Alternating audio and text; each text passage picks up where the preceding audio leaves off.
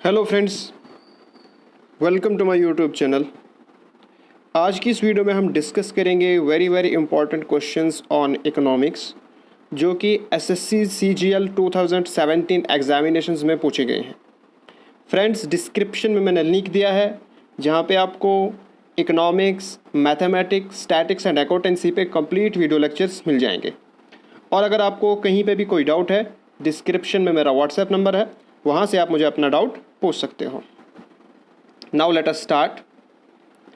हमारे पास first question है, in which market form a market or an industry is dominated by a single seller.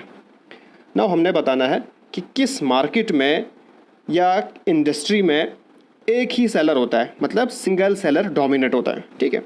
Now हमारे पास चार options दिए हैं। सबसे पहले हम इन चारों ऑप्शंस को अच्छे से समझेंगे। नाउ फर्स्ट है ओलिगोपोली। नाउ ओलिगोपोली एक ऐसी फॉर्म ऑफ मार्केट होती है जिसमें फ्यू सेलर्स होते हैं लेकिन सिंगल सेलर डोमिनेट नहीं होता है। ठीक है। उसके बाद डिओपोली। ठीक है, डिओपोली भी एक फॉर्म होती है ओलिगोपोली की जिसके अंदर कितनी टू फॉर्म्स होती हैं। ठीक है। उसके बाद आता है मोनोपोलिस्टिक कंपटीशन। ना मोनोपोलिस्टिक कंपटीशन एक ऐसी टाइप ऑफ मार्केट होती है जिसमें हमारे पास बहुत सारे सेलर्स होते हैं और बहुत सारे बायर्स भी होते हैं, लेकिन इसमें जो आपने सबसे इंपॉर्टेंट चीज़ याद रखनी है, मोनोपोलिस्टिक कंपटीशन में प्रोडक्ट डिफरेंटेशन होता है। मींस अलग अलग कंपनी का अलग अलग प्रोडक्ट होता है। जैसे फॉर एग्जांपल सोप है तो उसकी ब्रांडिंग अलग अलग होगी। आपने लक्स देखी होगी, आपने डेटोल देखी होगी। ठीक है, तो अलग अलग कंपनी, अलग अलग ब्रांड होता है। ठीक है। उसके बाद जो मोनोपोली होती है, मोनोपोली एक ऐसी इंडस्ट्री होती है, एक ऐसी फॉर्म ऑफ मार्केट होती है जिसके अंदर सिर्फ एक ही सेलर होता है। ओके, तो industry dominated by a single seller हमारे पास आएगा B option, that is monopoly is the correct answer. Next question हमारे पास है, in which market form a market or an industry is dominated by few firms. ना अभी हमने पढ़ा कि ओलिगोपोली एक ऐसी फॉर्म ऑफ मार्केट होती है जिसमें फ्यू फर्म्स होती हैं, so C option is the correct answer. Next question हमारे पास है, which among the following is an example of micro economic variable. हमारे पास जो गिवन ऑप्शन है इसमें हमारे पास कौन सा माइक्रो इकोनॉमिक वेरिएबल होते हैं। सबसे पहले हमारे पास हम समझेंगे कि माइक्रो इकोनॉमिक वेरिएबल क्या होता है। नाउ जो हम इकोनॉमिक्स पढ़ते हैं वो मेजरली टू टाइप्स की होती है। एक होती है माइक्रो इकोनॉमिक्स, एक होती है मैक्रो इकोनॉमिक्स। ठीक है। नाउ माइक्रो इकोनॉमिक्स क्या स्टडी करती है? ये स्टडी करती है बिहेवियर ऑफ इंडिविजुअल। ठीक है, एक इंडिविजुअल का बिहेवियर है उसके बारे में स्टडी करती है, चाहे वो फिर कंज्यूमर हो या प्रोड्यूसर हो। ठीक है। माइक्रो इकोनॉमिक्स आपने सिंपल याद रखना है, ये इंडिविजुअल लेवल पे स्टडी करती है। ठीक है। उसके बाद जो मैक्रो इकोनॉमिक्स है, which examine overall economics as a regional, national, international. Now macro economics study करती है होल, या तो रीजन को लेगी या नेशन को या इंटरनेशनल को लेगी। ठीक है। अब हम इसमें देखेंगे कि कौन कौन सा हमारे पास क्या है इंडिविजुअल लेवल पे, क्योंकि हमने सेलेक्ट करना है कि माइक्रो इकोनॉमिक वेरिएबल क्या है। अब देखिए, नेशनल इनकम तो नेशनल लेवल पे है, aggregate supply that is total supply, ये भी नेशनल पे है। ठीक है। एम्प्लॉयमेंट तो ये भी नेशनल लेवल पे है या स्टेट लेवल पे है। ठीक है। उसके बाद आता है हमारे पास कंज्यूमर इक्विलिब्रियम। कंज्यूमर इक्विलिब्रियम एक इंडिविजुअल की बात हो रही है। ठीक है, एक कंज्यूमर की बात हो रही है। सो हमारे पास जो माइक्रो इकोनॉमिक वेरिएबल आएगा वो आएगा D option, that is consumers equilibrium. Next question हमारे पास है, an economic system combining private and state enterprise is called. Now एक ऐसा इकोनॉमिक सिस्टम जिसमें हमारे पास प्राइवेट भी और स्टेट एंटरप्राइज भी है, उसको क्या कहते हैं? ना उसको हम कहते हैं मिक्स्ड इकोनॉमी। नाउ बाकी ऑप्शन को भी हम समझेंगे। प्राइवेट इकोनॉमी होती है जिसके अंदर सिर्फ प्राइवेट पार्टनर होते हैं। ठीक है। उसके बाद सेंट्रल प्लान्ड इकोनॉमी जिसके अंदर सिर्फ गवर्नमेंट करती है, पूरा प्लानिंग सारी गवर्नमेंट करती है। और मार्केट इकोनॉमी, मार्केट इकोनॉमी एक ऐसी इकोनॉमी है जो मार्केट फोर्सेस पे चलती है। नाउ मार्केट फोर्सेस क्या होती है? वो होती है डिमांड एंड सप्लाई। ठीक है, जब डिमांड इंक्रीज हो जाएगी तो प्राइस इंक्रीज हो जाएगी। ठीक है, जब सप्लाई इंक्रीज होती है तो प्राइस इंक्रीज हो जाएगा। बस इस फोर्सेस पे वो डिपेंड करती है। नेक्स्ट हमारे पास क्वेश्चन है, which among the following is not an instrument of fiscal policy. हमारे पास जो गिवन ऑप्शंस हैं इनमें से कौन सा इंस्ट्रूमेंट फिस्कल पॉलिसी का नहीं है। ना सबसे पहले हम फिस्कल पॉलिसी को समझेंगे। तो फिस्कल पॉलिसी होती क्या है? Now fiscal policy is the guiding force that help the government decide how much money it should spend to support the economic activity. Now fiscal policy government policy होती है जिससे government ये decide करती है कि उसको कितना एक्सपेंडिचर करना है इकोनॉमिक एक्टिविटीज़ पे, ओके, और कितना रेवेन्यू कलेक्ट करना है ताकि इकोनॉमी को आगे वो स्मूथली चलाए, ठीक है। तो expenditure and revenue fiscal policy में आता है, किसका, लेकिन सिर्फ गवर्नमेंट का। नाउ टैक्सेशन, ये हमारे पास फिस्कल पॉलिसी का इंस्ट्रूमेंट है क्योंकि ये गवर्नमेंट करती है, ठीक है। पब्लिक एक्सपेंडिचर, तो डेफिनेटली पब्लिक एक्सपेंडिचर भी गवर्नमेंट करेगी। पब्लिक डेट, तो कर्जा, पब्लिक डेट का मतलब है कि बारो कर रही है गवर्नमेंट, ठीक है, तो ये भी इसी का आएगा गवर्नमेंट का। उसके बाद आता है credit rationing. Now credit rationing जो है ये आरबीआई की स्कीम है, ये एक मॉनिटरी पॉलिसी है आरबीआई की, ठीक है, तो ये गवर्नमेंट की फिस्कल पॉलिसी नहीं है। So D option is the correct answer. Now next question पूछा गया है, which of the following equation is are incorrect. Now जो हमारे पास नेशनल इनकम या जो जीडीपी का हम कैलकुलेट करते हैं उसके अंदर ये बहुत ही इंपॉर्टेंट चीज़ आती है। आपको मैं एक सिंपल ट्रिक बताऊंगा कि आपने कैसे याद रखना है। देखिए हमारे पास पहला ये है NI, that is national income या नेशनल प्रोडक्ट बोलो, इसमें कोई डिफरेंस नहीं है। एनडीपी लिखा है तो एनडीपी,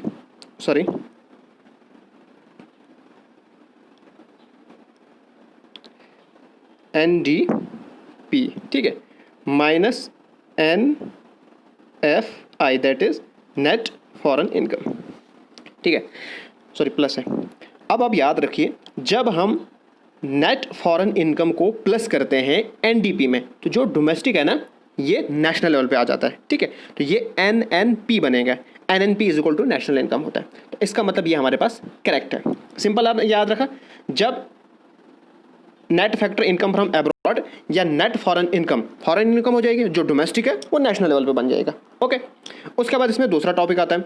दूसरा टॉपिक इसमें क्या आता है, ये वाला, सॉरी यहाँ पे देखिए आप, ये वाला ठीक है कि नहीं है, GNP, no GNP that is gross national product, ये नेशनल लेवल पे है, ठीक है। उसके बाद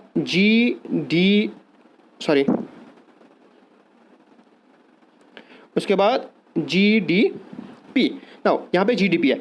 अब इसको हमने नेशनल बनाना है तो क्या करना है, जो डी है इसको हम करेंगे net factor income from abroad plus, तो इन्होंने किया हुआ है, इसका मतलब ये ऑप्शन भी बिल्कुल करेक्ट है। नेक्स्ट हमारे पास है डेप्रिसिएशन। नाउ आपको याद रखना है जो ग्रॉस है ना, ग्रॉस में से जब हम डेप्रिसिएशन माइनस करते हैं तो ये एन बनता है, नेट बनता है, ठीक है। और जब हम नेट को, जो हमारे पास नेट होगा इसको हम प्लस करेंगे डेप्रिसिएशन तो ये जी बनेगा, ठीक। नाउ देखिए यहाँ पे एन डी पी है, ठीक है, that is net domestic product, तो इज इक्वल टू इन्होंने लिखा है जी एन पी, ठीक है। अब देखिए ये नेशनल लेवल पे है, इसका मतलब इसको net factor income from abroad भी सब्ट्रैक्ट कर देना ताकि ये डी बन जाए। उसके बाद यहाँ पे जी है तो जी को खत्म करने के लिए हमें माइनस डी करना पड़ता है, डेप्रिसिएशन करना है, ठीक है, लेकिन इन्होंने सिर्फ माइनस डेप्रिसिएशन किया है, तो जब हम माइनस डेप्रिसिएशन करेंगे तो इससे सिर्फ हमारे पास जो जी है ना इसको इफेक्ट हो जाएगा, तो जी जो है एन एन पी बनेगा, ठीक है। जो बीच वाला एन है ना यहाँ पे ये चेंज नहीं होगा, बट इन्होंने लिखा है कि एन डी पी है, ये भी चेंज कर दिया, इसका मतलब this statement is correct. So हमारे पास जो करेक्ट ऑप्शन है वो है B option, that is only third, ठीक है। आई होप आपको समझ आ गया होगा। नेक्स्ट क्वेश्चन हमारे पास है, which of the following is called GDP deflector. हमारे पास जो गिवन ऑप्शन है इनमें से किसको कहते हैं जीडीपी डिफ्लेक्टर। नाउ सबसे पहले हम इस टर्म जीडीपी डिफ्लेक्टर को समझेंगे। नाउ जीडीपी डिफ्लेक्टर एक ऐसा टूल है जिससे हम मेजर करते हैं लेवल ऑफ प्राइस चेंज, ठीक है, level of price change over a period of time, so that हमारे पास जो करंट प्राइसेस है ना, ठीक है, करंट प्राइसेस है वो इफेक्ट ना हो बाय इन्फ्लेशन और डिफ्लेशन से। जैसे हम प्रीवियस ईयर की प्राइसेस देखेंगे कि प्रीवियस ईयर में क्या प्राइसेस थी और आज क्या प्राइस है, उससे हमें पता चलेगा कि इन्फ्लेशन हो रहा है या डिफ्लेशन हो रहा है, ठीक है, उसको हम कहते हैं जीडीपी डिफ्लेक्टर। तो इसके लिए कैलकुलेशन करने हमारे पास होता है ratio of nominal to real GDP, so A option is the correct answer. Next question हमारे पास है, what does indifference curve represent. Now indifference curve क्या रिप्रेजेंट करती है, नाउ इंडिफरेंस कर्व रिप्रेजेंट करती है satisfaction derived from two goods. हम दो गुड्स को लेते हैं, उनसे जो सेटिस्फैक्शन डिराइव करती है उसको हम इंडिफरेंस कर्व के थ्रू रिप्रेजेंट करते हैं ग्राफिकली। नेक्स्ट क्वेश्चन हमारे पास है, after which 5 year plan the ruling plan was implemented.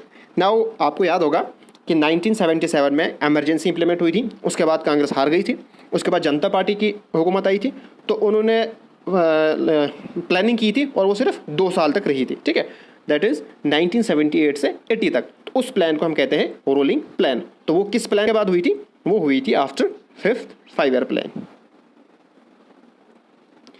Next question हमारे पास है, in centrally planned economy the dash dash plan all the important activities in economy. जो सेंट्रली प्लान्ड इकोनॉमी होती है, ठीक है, उसमें कौन प्लानिंग करता है ना? उसमें प्लानिंग करती है गवर्नमेंट। सेंट्रली प्लान्ड इकोनॉमी की एक फाइन एग्जांपल है हमारे पास है रशिया, ठीक है, वहाँ पे जो भी इकोनॉमिक एक्टिविटीज होनी है उसको प्लानिंग कौन करता है? गवर्नमेंट करता है। नेक्स्ट क्वेश्चन है, in which of the following market firm does not exercise control over prices. Now हमारे पास जो गिवन मार्केट्स हैं, इनमें किस पे जो प्राइस कंट्रोल नहीं होता फर्म का? सबसे पहले आ गया मोनोपोलिस्टिक कंपटीशन। नाउ मैंने आपको बताया कि मोनोपोलिस्टिक कंपटीशन में प्रोडक्ट डिफरेंशिएशन होता है, on the name of branding होती है। जैसे ब्रांडिंग हो गया, फॉर एग्जांपल जैसे मैंने सोप की आपको एग्जांपल दी, एक होगी डेटोल, एक होगी लक्स, ठीक है। तो इसमें जो है थोड़ा बहुत कंट्रोल फर्म को होता है। जैसे आपने देखा होगा कि जो डेटोल है उसकी अलग प्राइस है, जो लक्स है उसकी अलग प्राइस है, ठीक है। जैसे वो 20 है वो 24 भी हो सकती है, ठीक है। तो इसमें कंट्रोल होता है, ठीक है, लिटिल बिट कंट्रोल होता है लेकिन होता है। मोनोपोली में तो फुल कंट्रोल होता है, ओलिगोपोली में भी कंट्रोल होता है, ठीक है। उसके बाद हमारे पास आता है perfect competition. No, perfect competition एक ऐसी फॉर्म ऑफ मार्केट होती है जिसमें जो सेलर है उसका कोई भी कंट्रोल प्राइसेस के ऊपर नहीं होता है, ठीक है। सो हमारे पास डी ऑप्शन करेक्ट आंसर है। नाउ गाइस, अब हमारे पास नेक्स्ट क्वेश्चन है, if a producer increases the units of variable factor while keeping other factor fixed, then initially the total product increases at an increasing rate, then it decreases at diminishing rate, finally start declining. Now हमारे पास जो question है वो कहता क्या है कि जो प्रोड्यूसर है वो क्या करता है, जो वेरिएबल फैक्टर्स है उनको लगाता है फिक्स फैक्टर के साथ, ठीक है। वेरिएबल फैक्टर आप लेट अस सपोज आप ले लो मजदूर, ठीक है। लेबर्स को क्या करेगा, मशीन के अंदर लगाएगा, मतलब मशीन के अंदर काम करने के लिए लगाएगा, ठीक है। उसके बाद क्या होता है कि इनिशियली जो टोटल प्रोडक्ट है वो इंक्रीज होगा। जैसे फॉर एग्जांपल एक मजदूर लगाया, फिर 2 लगाए, तो इंक्रीज हो रहा है टोटल प्रोडक्ट। फिर एक ऐसी स्टेज आएगी जहाँ पे क्या होगा, कांस्टेंट रहेगा, ठीक। उसके बाद एक स्टेज आएगी जब मजदूर जो हैं, जो वेरिएबल फैक्टर्स हैं वो ज़्यादा हो जाएंगे और फिक्स फैक्टर कम रह जाएंगे। तो उस केस में क्या हो जाएगा, डिमिनिशिंग रेट से इंक्रीज करेगा, मतलब डिमिनिश हो जाएगा। फिर फाइनली स्टार्ट डिक्लाइनिंग, फिर लास्ट पे क्या हो जाएगा, फिर वो एफिशिएंटली काम नहीं करेंगे और जो आउटपुट हमारा होगा वो डिक्लाइन हो जाएगा, डिक्रीज हो जाएगा। तो ये कौन सा लॉ कहता है? तो ये कहता है law of variable proportion. Okay, so B option is the correct answer. Next question हमारे पास है, from which of the following is the GDP of country not derived. Now GD का मतलब है ग्रॉस डोमेस्टिक, ठीक है, ये चीज़ आपको याद रखनी। डोमेस्टिक है इसका मतलब सिर्फ कंट्री के अंदर है, तो इंटरनेशनल सेक्टर इसके अंदर नहीं आएगा। So C option is the correct answer. Next question हमारे पास है, which of the following area makes the largest contribution to national income in India. Now previous question में हमने डिस्कस किया था, इसको बहुत अच्छे से याद रखना आपने, कि वहाँ पे हमने पढ़ी थी एम्प्लॉयमेंट, किस सेक्टर में ज़्यादा एम्प्लॉयमेंट है, किस सेक्टर में लोग ज़्यादा एम्प्लॉयड है, तो वो था हमारे पास एग्रीकल्चर सेक्टर। लेकिन यहाँ पे बात हो रही है कि largest contribution to national income, national income के अंदर सबसे ज़्यादा कौन कंट्रीब्यूट करता है, तो वो हमारे पास आता है service sector. So B option is the correct answer. Next question हमारे पास है, the demand for normal goods increases with dash dash in consumers income. Now normal goods ऐसे गुड्स होते हैं जिनको आप ब्रांडेड गुड्स समझो, ठीक है। उनकी डिमांड कब इंक्रीज हो जाएगी, जब हमारे पास इनकम इंक्रीज हो जाएगी, ठीक। आपने एक चीज़ याद रखनी है, जब हमारे पास डिमांड इंक्रीज हो जाती है, नॉर्मल गुड्स की डिमांड इंक्रीज हो जाती है, ओके। जब हमारे पास इनकम डिक्रीज हो जाएगी, जो इन्फीरियर गुड्स हैं उनकी डिमांड इंक्रीज हो जाती है, ठीक है, ये आपको याद रखना है। नेक्स्ट हमारे पास क्वेश्चन है, if a consumer demand for good moves in a same direction as in the consumers income. Now question कहता है कि जब इन कंज्यूमर की इनकम इंक्रीज हो जाएगी या डिक्रीज हो जाएगी, तो उसी साइड में अगर इंक्रीज हो रही तो डिमांड इंक्रीज हो रही है, अगर डिक्रीज हो रही तो डिमांड डिक्रीज हो रही है, ठीक है। उस केस में the consumer demand for that good must be inversely related to price of a goods is called.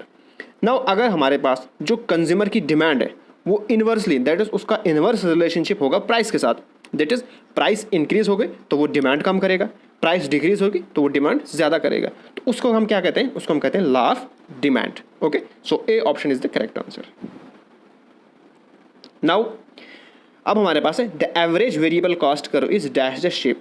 Now friends, average जो कॉस्ट वाला हमारा टॉपिक है इसको मैं और डिटेल से अच्छे से पढ़ाऊंगा। आज की इस वीडियो में सिर्फ हम दो मैंने लिए हैं, ये क्वेश्चन ये आए थे हुए थे 2017 के एसएससी सीजीएल एग्जाम में, तो इनको हम थोड़ा डिस्कस करेंगे। जो हमारे पास है एवरेज वेरिएबल कॉस्ट कर्व, ये किस शेप में होती है?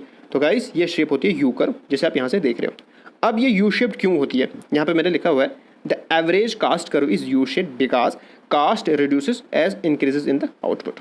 नाउ हमारे पास जो एवरेज कास्ट है, जब हम पहले मजदूरों को लगाएंगे, जो वेरिएबल फैक्टर्स उनको लगाएंगे, तो यहाँ पे आ जाएगी कास्ट। फिर जो हमारे पास क्या हो जाएगा, आउटपुट इंक्रीज हो जाएगा because law of variable proportion क्या कहते हैं कि पहले जब तुम वेरिएबल फैक्टर को फिक्स फैक्टर के साथ लगाओगे तो आपका आउटपुट इंक्रीज हो जाएगी, मीन्स कास्ट कम होगी। ठीक है, तो ये डिक्रीज हो जाएगी, नीचे की तरफ आएगी। फिर हमारे पास क्या होगा, एक स्टेज आएगी कि हमारे पास मजदूर ज़्यादा हो जाएंगे, वो मशीनें कम हो जाएंगी, तो हमारे पास जो कास्ट है वो ज़्यादा होने लगेगी। ठीक है, बिकॉज आउटपुट उतना ज़्यादा नहीं आएगा, तो उस केस में हमारे पास एवरेज कास्ट इंक्रीज हो जाएगी। That's why the average variable cost curve is U shaped. Next question हमारे पास है short run marginal cost curve cuts the short run average cost curve dash dash at the minimum point of short run average cost curve. ना हमारे पास जो marginal cost करो है वो एवरेज कास्ट करो को कहाँ से कट करती है? तो वो बिलो से कट करती है, दैट इज बी। यहाँ पे मुझे मिस्टेक हुआ है, तो ये हमारे पास बी ऑप्शन मैंने नीचे लिखा है। ठीक है, तो ये ऐसा क्यों करते हैं? देखिए, हमारे पास जो मार्जिनल कास्ट करो है वो हमारे पास होता है change in cost upon change in quantity. यहाँ पे भी इसी तरह होता है, लेकिन यहाँ पे चेंज नहीं होता है, यहाँ पे टोटल कास्ट अपॉन क्वांटिटी होता है। ठीक है, तो यहाँ पे चेंज होती है, तो ये सबसे पहले कम होती है मार्जिनल कास्ट, फिर ये ज़्यादा इंक्रीज होती है और इसका रेट कम रहता है, तो इस वजह से इसको नीचे से कट कर देती है। ठीक है, तो ये था हमारे पास क्वेश्चन। तो फ्रेंड्स, अगर आपको ये वीडियो पसंद आई तो प्लीज़ मेरे चैनल को सब्सक्राइब कीजिए और इस वीडियो को अपने फ्रेंड्स एंड क्लासमेट के साथ शेयर कीजिए। Thanks for watching.